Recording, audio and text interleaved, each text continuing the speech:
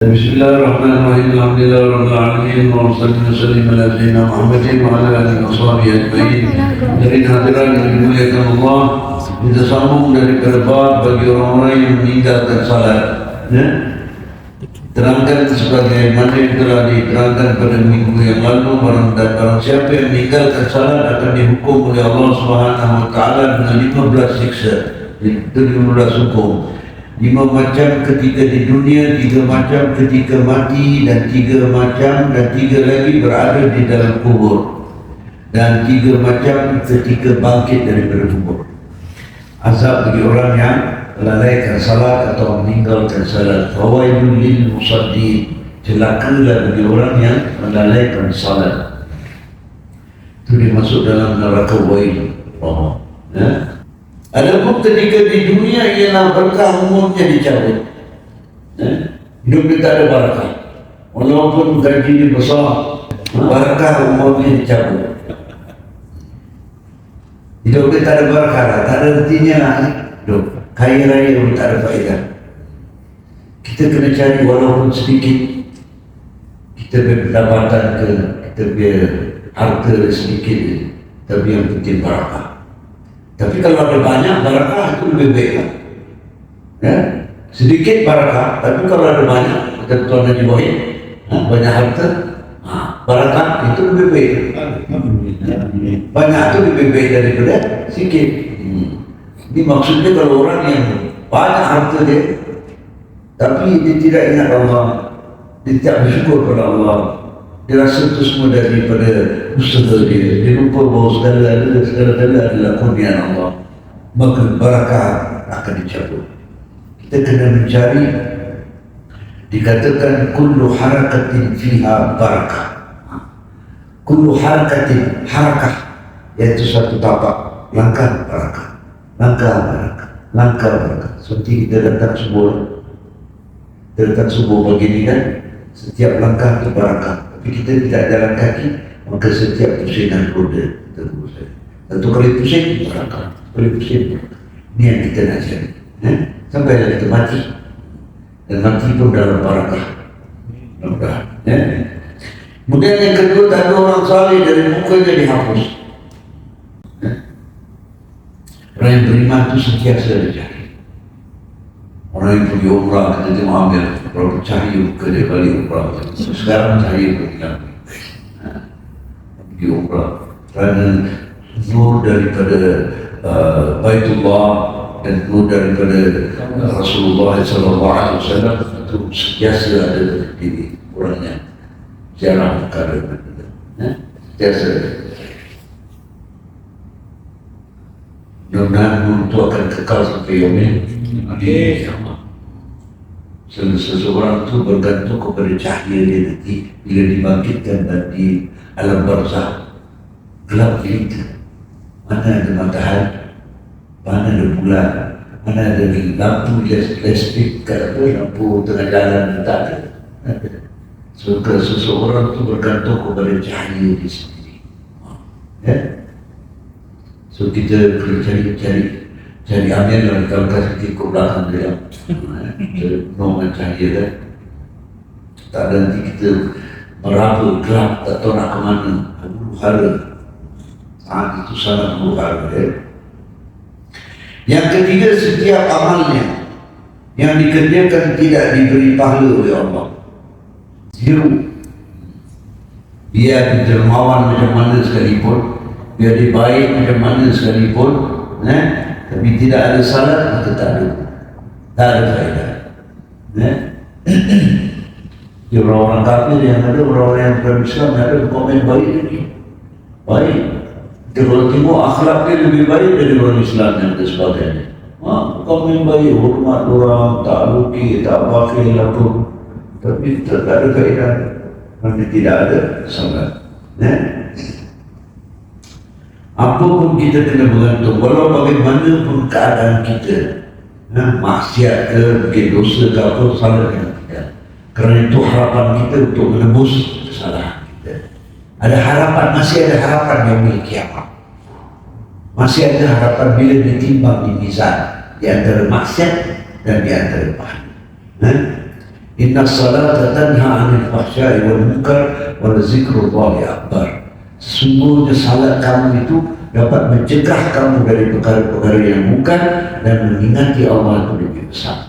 Maksudnya dengan salat kamu itu dia dapat menghapuskan kesalahan kamu, dapat menolong apa perbuatan salah kamu. Ya? Jika tidak ada salat, maka tak ada harapan. Tak ada apa yang nak ditimbang. Nak ditimbang pun tak ada. Kerana semua tidak diterima. Segala amal semua zero, kosong. Macam mana baik sekali dia pun. Habis. Ya Rabb, Ya Rabb, Ya Rabb, Ya Rasulullah, Ya Habibullah. Yang keempat, doanya tidak dinaikkan ke langit. Seolah-olah Tuhan tidak mendengar doa. Doa engkau siap malam bagi petang berpegang. Tak ada faedah, tak ada gunanya. Kalau Tuhan tak dengar, tak ada harapan. Apa yang Tuhan nak tolong, apa yang Tuhan nak kabulkan, kita nak Allah dengar doa kita. Wa amalin la yurfa', dan amalan yang tidak dibawa naik ke langit, tak ada boleh. Beramal kau macam mana pun tidak boleh, tak ada artinya. Dan yang kelima, tidak memperoleh bagian doa orang-orang salih, orang-orang alim, orang salih, seperti ada Umar bin Hafiz, Syekh Al-Qudis, Syekh Al-Rashid, Habib Umar Al-Khatib. Dia orang sentiasa doa, kita tak dapat bahagian mereka. Dan mereka doa itu untuk jamaah, mereka tidak pernah doa untuk sendiri. Jadi bahagian yang mereka doa itu yang kita termasuk dia itu jamaah itu, kita tak dapat bahagian. Rugi lah kita. Rugi. Padahal itu harapan kita. Ada pun hukuman yang menimpanya ketika mati. Dia mati atau nak mati lah. Indal maut. Sebab itu yang doa kita yang saya kasih itu amalkan, jangan tidak-tidak. Very important. Allah marzuqna qabla al-maut tawbah, wa 'inda al-maut syahadah, wa ba'da al-maut jannatan wa na'imah. Very important tu. Allah marzuqna qabla al-maut tawbah. Ya Allah, kau berilah, kurniakanlah kami sebelum mati kita dapat bertaubat kepada Allah. Wa 'inda al-maut tawbah, wa 'inda al-maut syahadah. Dan ketika nak mati itu dalam sakratul maut kita dapat naik syahadah. Wa ba'da al-maut jannatan wa na'imah, dan selepas mati itu kita dapat syurga jannah Allah. Itu hari-hari membaca. Very important. Jadi mudah-mudahan Tuhan beri kita peluang bertaubat kepada Allah sebelum kita mati. Sebelum mati. Itu very important. Kalau mati dia tak ada jannah taubat.